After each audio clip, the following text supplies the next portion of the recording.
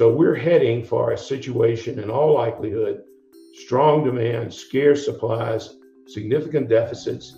That means that there'll have to be scrap recovery, substitution, but along with that will be a very high copper price.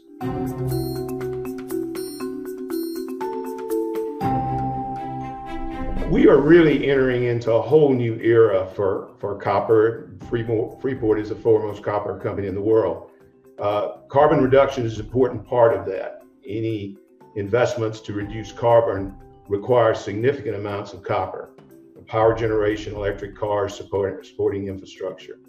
And Goldman Sachs estimates that, in the foreseeable future, 5 million tons a year of demand just from carbon investments, but it's way beyond that.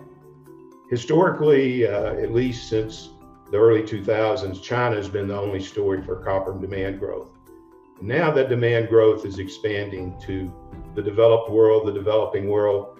Carbon is one piece of that. Electrification, 5G, infrastructure development, and COVID recovery, all these factors are coming in to make this. We've had a great run in copper, but we're really looking to a really positive future here.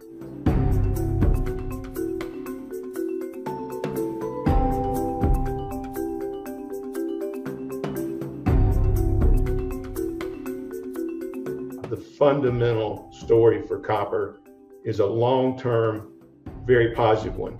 Whether we have some geopolitical event or economic recession, that's always a possibility, and that's why we've worked so hard to get our balance sheet in such a strong place. The way for success for a company like ours is to be a right strategic view, but to have a fortress balance sheet that keeps you from getting really creamed when things go wrong. It could happen, but even if it does happen, the fundamental story for copper will be intact.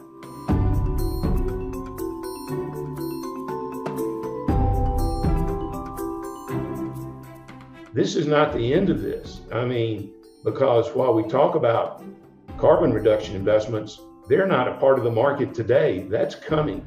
We've seen copper go from, 235 predictions from lower a year ago to 450 now.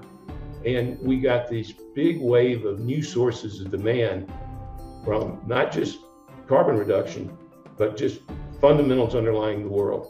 So yeah, I think copper's in a super cycle.